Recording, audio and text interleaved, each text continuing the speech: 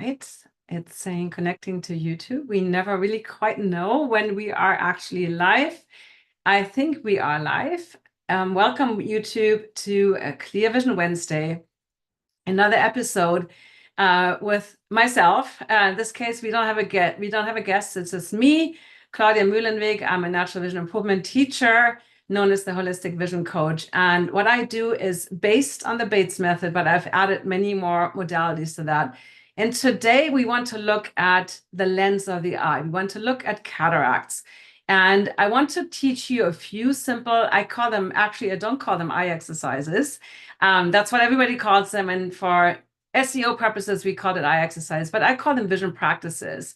And before we do that, I want to do a super quick little intro. What are cataracts and what can you do? Like there's also some other recommendations. We're going to really super quickly skim over some of the root causes, but we will focus on the actual training or the vision practices or eye exercise, whatever you want to call them. So really quick, I think most of you watching will know what a cataract is, or you might have one, but when you look at the eyeball, we have the cornea, we have the iris, and then we have the lens, right?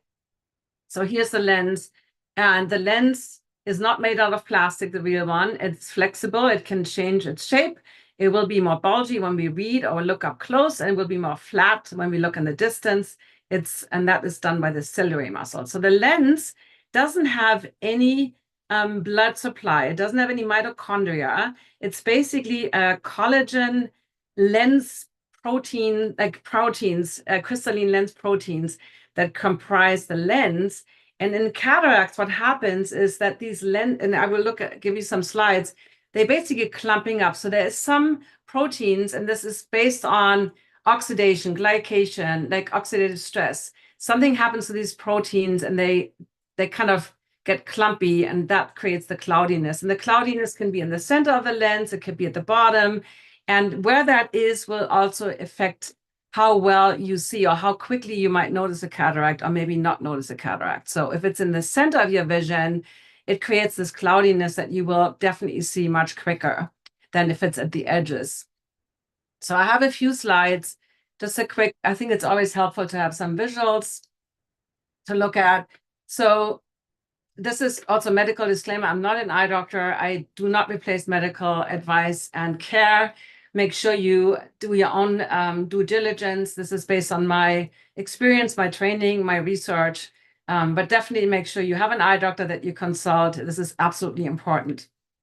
Now, I like to liken a cataract to a dirty window, or maybe a foggy kind of shower door or something. So if you have a clear lens, it's like that window is open, everything is clear. When you have a cataract, it feels like this dirty window. And like I said earlier, it's a clouding of the lens due to this aggregation or clumping of these proteins. And this is a very advanced cataract where you can directly see, you might have seen that in a dog. Basically, you see that cloudiness right away. So this is a very mature, advanced cataract. In the traditional treatment is surgeries, but even nobody would wait till it's this advanced, because by then you can maybe only see like shapes. Your vision will be severely impacted. So, and here is a graphic that gives you maybe a little bit of a better idea. So the cataract kind of creates this scattered light, and that often looks like halos around lights at night, or this kind of blurry vision because it's a scattered, imagine not looking through a clear glass, but looking through a foggy one. It kind of creates this, what photographers, right? I forgot what they call it in the film industry when they light things, but it's kind of that softer light, which we don't want when we want to see things clearly. Now, the interesting part is that there's so-called proteins that are called alpha A crystalline and alpha B crystalline, and those are kind of the good proteins. They make up about 30% of the proteins in the lens, and they are crucial for the function of the lens, and they act as so-called chaperones, preventing these other proteins from clumping. However, we only have a limited number of these proteins, these alpha AB crystalline proteins, and when they are excreted, or when you run out of those, the now weakened other proteins are able to clump together, and that creates that cloudiness. And the traditional approach is to replace the lens. It's a pretty painless procedure. But what they implant is not like a clear window glass. It's basically based on your vision. It's already kind of a prescribed lens. So the diopters are not the same as in your glasses. Let's say it's not a -5, but it would be in the 20s, like because the lens is closer to your retina. But when they do these implants, and I have other trainings that are in way more detail, they usually correct you for distance vision, and then you might still need reading glasses for up close, or what they sometimes do is one eye for near, one eye for far, which I do not recommend, and I can explain later why. But we're not here to talk about the surgery. I'm just saying the surgery, if you have an advanced cataract, the chances of you doing anything and reversing it naturally are basically, as far as I know from my experience and my research, are very, very slim. So when you have an advanced cataract, the surgery is your best bet, I would say. But let's talk about other things. So there are some things that we can do. So there is eye drops, and the N-acetylcarnosine eye drops. When you look those up, you see videos on YouTube on these. They call NAC. Basically, you can find them for dogs and horses, but you can't really find them for humans, even though they have a really high success rate. So you can talk to your eye doctor and maybe you can order some, but this is not something I give you any prescription for. First of all, I'm not a doctor, but maybe talk to your eye doctor. They have a really good results in animals and in humans. They actually did a human study with 50,000 participants and saw a big improvement in cataracts, but yet you can't buy them. Don't know why.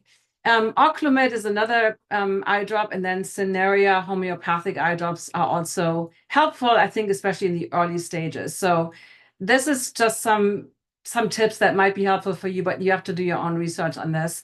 And then there is some promising new research for other non-surgical treatments. So there is an acetylcysteine amide, I don't know how to pronounce that. It's called NACA, and oxysterol, which is a derivative of cholesterol. So those were done in mice and rat studies. So there is no human studies with these compounds. So we don't really know, but they've seen very great results in mice. And when they induce cataracts, and I think 61% improvement in the cataract. So this is all in the works. There's lots and lots of promising things coming, but for now, we don't really have these, unfortunately. Now, really quickly, if you're a person that looks like this, and this was me, I'm totally honest. If you drink a lot of alcohol, if you smoke cigarettes, if you eat a lot of sugar, processed foods, have a lot of stress, you're not moving around, your blood pressure is high, maybe you're obese. All these factors, will actually contributing to cataract creation. So like if you don't want cataracts and you want to do something about them and not get them, then this is the number one thing that you cannot do. Don't do any of these things. Then steroids are known to cause cataracts. Also, other eye surgeries could be a contributor to cataracts. Also, physical trauma, getting hit in the head, for instance, could be a contributor. And then certain toxins can also be related to cataracts. So there's a lot of different things. But when you think about overall lifestyle or overall health, all the things you want to do for your heart health, for your cardiovascular health, for your longevity, all these things will help you when it comes to cataracts. And it's interesting because I put in the copy, eye doctors always say everybody will get cataracts, no matter, you just live long enough and you get cataracts. But I looked up the statistics, and for people over 80, 50% either had cataract surgery or have cataracts. But that leaves the 50% of people that do not have cataracts. And I think they didn't check people that were like 90 or 100. But I would argue that not everybody has to get cataracts, but this is just my belief. And if you live a long, healthy life and you focus on optimal health, then I don't think cataracts are something that you have to necessarily worry about. Now, before we get into the practices, let's look at some of the more emotional aspects. Louise Hay said about cataracts, inability to see ahead with joy, a dark future. Now, cataracts are common when people are over like 55, 60. Common, not normal. And what is that? That's kind of the age we retire. So maybe you've kind of given your life to raising children or your career, and now you're at this point in your life where like, now what? Do I have something to get excited about? And I think this is a very important piece to like what gets you out of bed in the morning. In the Blue Zones documentary, Dan Bittner's work, he found that the centenarians, they all had kind of a sense of purpose, or what they call ikigai in Japanese, something that you love to do, that makes money, that the world needs, some kind of service that you provide, something that gets you excited. So think about, where do you have any joy in your life? Is there, like, every day is another day that you just have to get up and you don't really like it? And then in traditional Chinese medicine, cataracts, we know that the eyes are related to the liver, but the lens is associated with the kidney meridian, which is then the emotion with that is fear and grief. And maybe you've grieved, loss of friends or a partner. Maybe there's a general sense of fear in your life, but look at those pieces as well. So it's not just the physical aspects. Okay, so I wanted to put those in there too, so that we don't just think about drops and physical stuff, because the emotional things are very, very important. Now, the practices I wanted to share with you today are color of the day, and I will show them when I'm done with the slideshow, that can really help with joy. Imagine clarity, which is a practice done with eyes closed, but you can do it with eyes open as well. Swinging, which improves your saccadic eye movements. Sunning, and that is a way to safely expose your eyes to sunlight, because actually, interestingly enough, there are no studies that link formation of cataracts to sun exposure. There's an association of that people say, well, you might have gotten too much, but we don't have actual data saying that too much sun creates cataracts, which I find very interesting, because this is just, everybody just says, oh, too much sunlight, and yes, if you are exposed to too much blue light and UV light is in the middle of the day. Maybe you are, from Northern Europe, you live near the equator and you're just running around all day. You're outside, you're a gardener, you're never inside. Maybe there's a chance. The other thing is blue light, which comes from LEDs and screen devices, and blue light actually affects the lens and the eye health overall. And the natural sunlight has blue only parts of the time, parts of the day, same with UV light. Especially early morning and late evening or afternoon, sunlight doesn't even have any UV light. So we have to look at the sun a little different than these artificial light sources.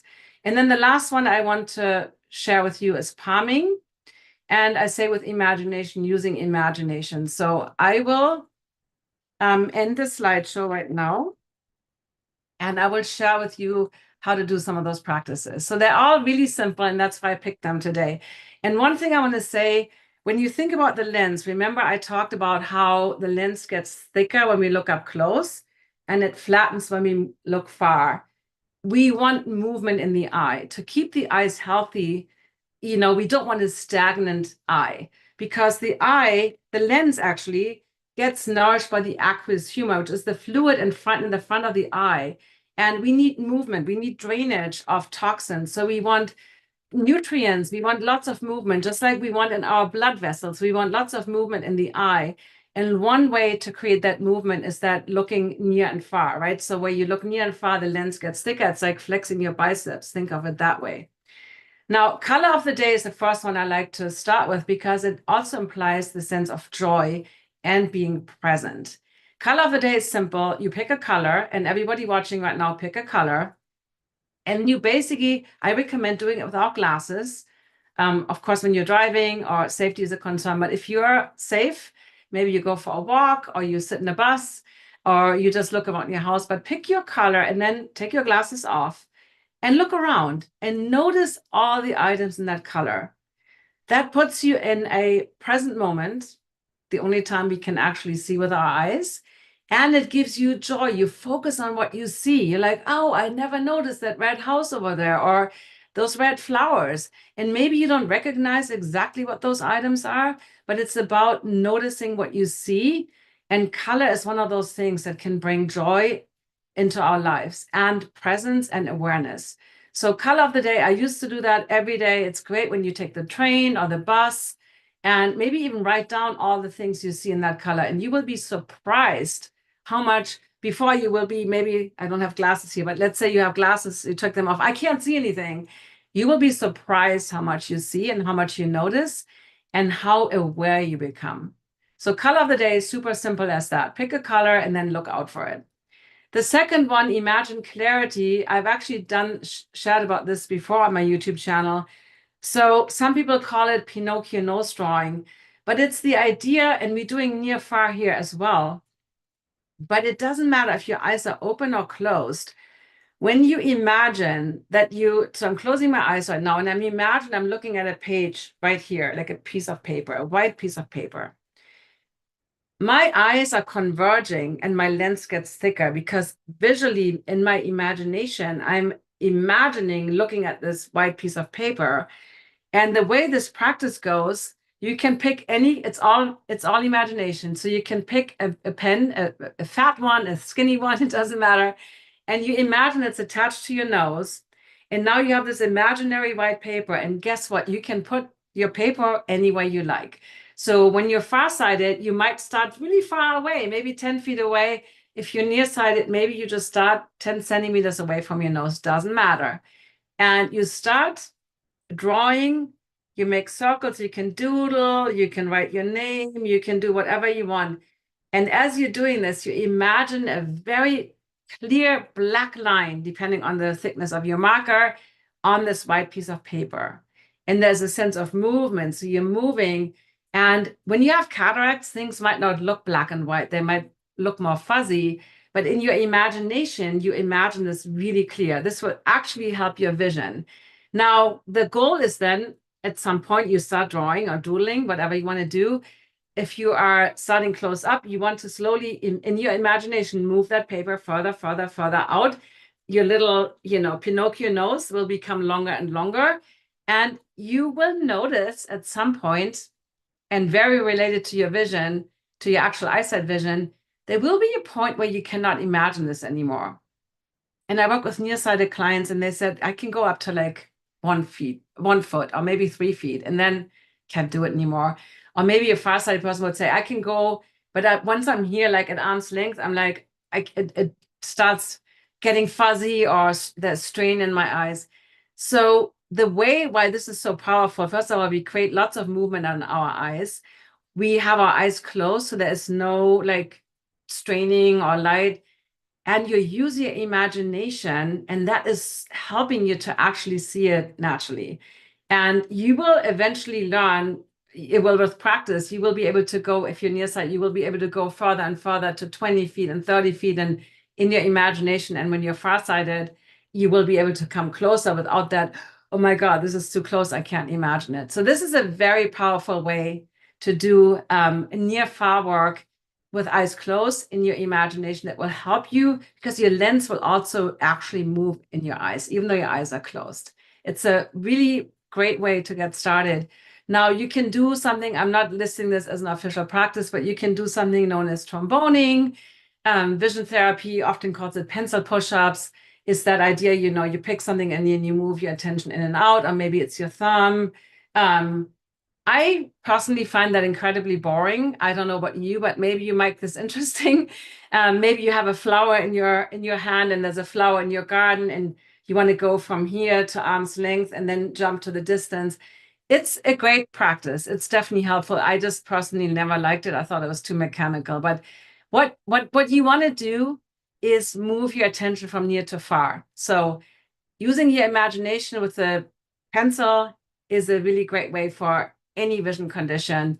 And other than that, you can moving your attention near and far. Maybe you just want to look at something up close and jump to the distance, or maybe you want to do it more smoothly. Doesn't matter, but giving your eyes near and far changes frequently versus being in the stagnant one distance for a long time.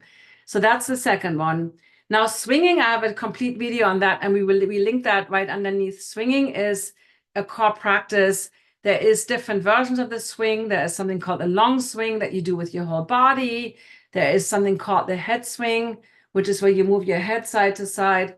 But basically, the idea here is, let me show you how not to do it. How not to do it would be to, let's say I move my head to the left, but I keep my eyes on the pencil, right? And then I move my head to the right and I keep my eyes. In that case, that's a vestibular ocular movement. I'm just making up for the head turn by turning my eyes the other way. We don't want to do that. You want to, for the swing, you want to imagine your eyes as headlights, maybe. You want your eyes to stay in the center. And as you're turning your head, your eyes are basically just following along. So your eyes are making these tiny, tiny, tiny little jumps as you kind of, you're not like looking at each item, you're just kind of brushing by your environment, but your eyes will make these teeny tiny little jumps. And when I work with clients, a lot of times initially their eyes are very frozen. They're not very nimble. They kind of make these, people get stuck at something and then they jump to the next thing and then they jump to the next thing. So a great way to see how you're doing is to just use your phone and not look at the phone, but look above it. And then just do that and record yourself, and you will see if your eyes make these tiny. You want really quick little jumps. These are called saccadic eye movements. They will be so beneficial for your vision overall. So again, there's a separate video where I explain this all in much more detail. One more thing I wanted to say about this, also really helpful with cataracts.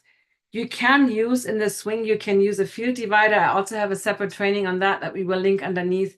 A field divider is basically comes in many different forms. This is a colorful card. I call them nose cards with 2 different colors. And the nice thing when you use this one, it's a little crooked here.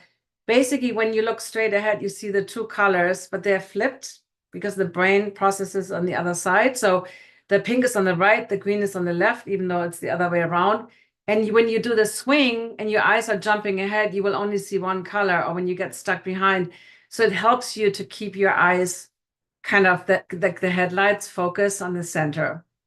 So the nose card is a great tool. And one more thing I want to say with this for cataracts, if you only have a cataract in one eye, so let's say one eye sees pretty well, or maybe one eye had a cataract surgery and the other eye did not, or whatever the scenario is, if there is a big difference between your eyes, you can do the nose card in a way where the eye that has more challenges, let's say the cataract eye, gets a bright color and the better eye gets black.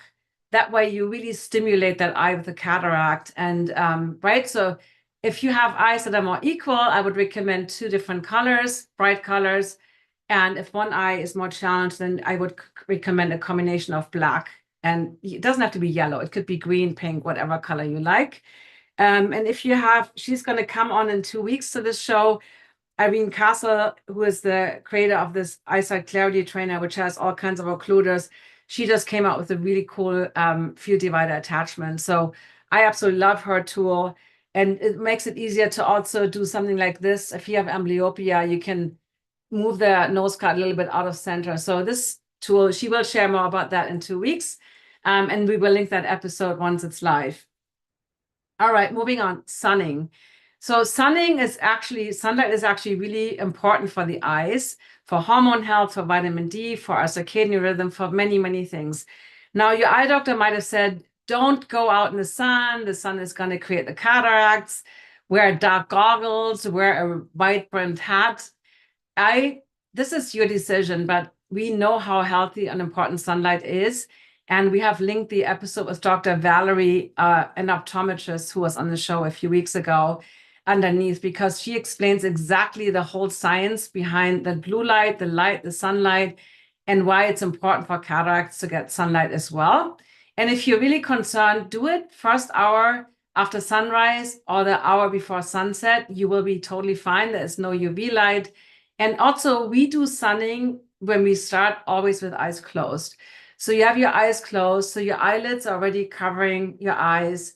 There will still be light coming through, but it's a great way to start with getting your eyes the light exposure they need. And with sunning, you can do all kinds of things. I love to do the simple, just like the head swing, moving your head side to side. So then one eye is in the shadow, then both eyes, I'm assuming the sun is coming from the front, then the other eye. So the pupils will create a little bit gentle movement behind your closed eyelids. So when both eyes are facing the sun, the pupils are closed. Now this eye is going more into the shadow. The pupils will open up a little bit. Sunning has helped me so much I was super light sensitive. That's completely gone. And my night driving was a nightmare before. The bright headlights, not a problem anymore. So that's a really great way. And you can always add a little if you want at the side. You can blink your eyes open and then close them again as you go through center. So sunning is definitely one of those core things you want to do for cataracts and any other vision condition. And then the last one is palming. And palming, you might have heard of it as cupping. It's a basic, it's also known in yoga. It's an ancient practice. You can rub your hands together. Some people like to do that, some people don't. That stimulates the nerve endings, or if your hands are cold, so you can rub them together. And then the key thing for palming is you want some elbow support, and you close your eyes, and then you cover your closed eyes with your cupped hands. That's why some people call it cupping. So you don't press on the eyes, right? You're not pressing on the eyeballs at all. Your hands, the heel of the hands will rest on the bony part of your cheekbones, basically, and the fingers will cross over on your forehead, so that when you were to open your eyes, it would be really black, like no light comes in, but you will close your eyes. And I have a guided meditation that I'm linking also underneath called Imagine. I forgot the exact title, but it's all for cataracts. And we're using the imagination of clarity in the lens. We know from quantum physics how powerful your thoughts and your words are, not just your actions. So are you talking to yourself? I can't see anything. I'm blind like a bat. Change that and imagine that you have a clear lens. And however you want to imagine it, let's say this guy is fogged up. Maybe you imagine it like cleaning it with a squeegee, or maybe you imagine it like the fogginess disappearing like coastal fog in the morning, and then the sun is coming out and that's all bright and clear. But use your imagination while you do the palming to imagine a healthy, vibrant eye with a clear lens. That is super, super powerful. So those are my 5 tips or my 5 practices, and maybe you understand now why I don't really call them exercises. I always say, is there something wrong with like rolling your eyes in a circle? No, you can definitely do that. Tromboning is probably one of those things I would call an eye exercise. I also don't really like those because they don't really teach you better vision habits. They don't teach you more awareness of your eyes, like color of the day. Color of the day keeps you in the present moment. When our thoughts are somewhere else and we don't pay attention, we don't have eyesight, we don't have vision. We might have foresight or hindsight, or we have visualization. Our mind is somewhere else in the future or the past. But really, you want to be as present as possible. And color of the day is one of those simple things. And it's great to do with kids. Play a game. Let's say, let's look for things that are orange. It's a great way to encourage focusing on what you do see versus what you don't see. And then the other things, the imagination is super important. So the imagine clarity with that little nose pencil, or doing some kind of near fast wings with eyes open. Those are so important. You want to create movement, the swing, the little saccadic eye movements. All these will help you with your eye health, your visual clarity, and also with cataracts. So that's it pretty much. Let me see if there's any questions on YouTube. Carrie said she just purchased the Can-C eye drops.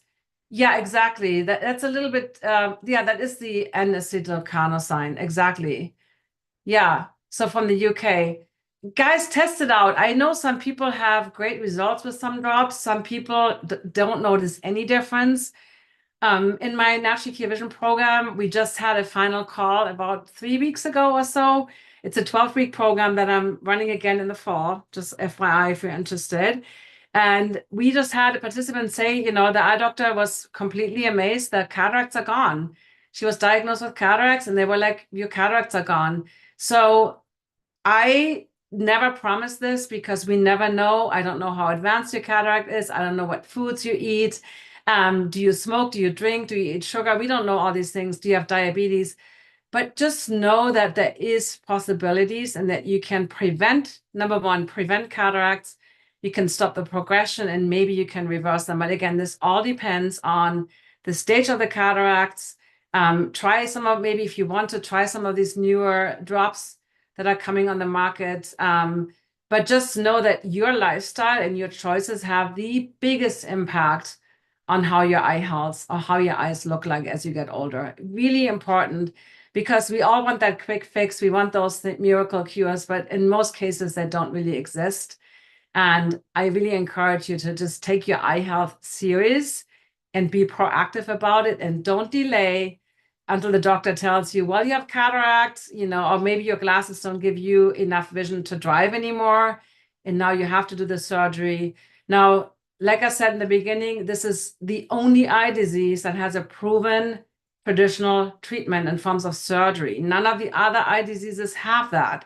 So cataract is the one thing where you could get the surgery, but just know whatever, depending on the lens they implant, you might get secondary things. Some people get glaucoma because you kind of go into the eye, so the homeostasis of the eye is destroyed. So any surgery has risks. Cataract surgery is one of the safest surgeries out there. And for many of my clients, if their cataract is very mature, I would always recommend doing the surgery and not waiting too long, because if you live in a foggy world for 10 years, this is also a friend of a friend told me this, had the cataract surgery after a long time, lived in a foggy world, and their brain was not able to handle the clarity. Immediately the vision got blurry again, because the brain was like, this is too much information. I can't handle that. So it's your choice. There's no right or wrong choice. It just depends on your lifestyle and what you want. But I really encourage you to not say this is the only way or this is the only way, and be open-minded and approach it from your perspective, what's right for you, and consult your eye doctor. So that's kind of my final words. Yes, exactly, Anna. The combining palming with a visualization is super, super helpful.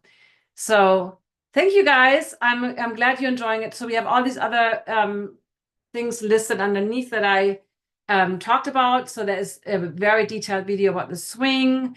There is a detailed video. I'm just looking at palming. There's a guided meditation. It's, I think, 18 minutes long that you can use. That's I specifically created for cataracts, but it's good for anybody. It's imagining a clear lens, a healthy eye. So anybody can use that. All right, YouTube, thank you for being here. I'm super excited. Next week, we have a guest talking about adrenals and stress and how that affects your vision. And then in 2 weeks, on the 24th of July, we have Irina giving us an amazing training on the field divider and how to use that. And I did a training that we were linking in there that I also did. So the field divider is just an additional thing that you can use.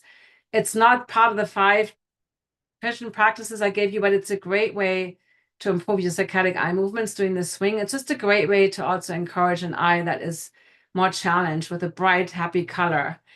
Okay? All right. Thank you, guys.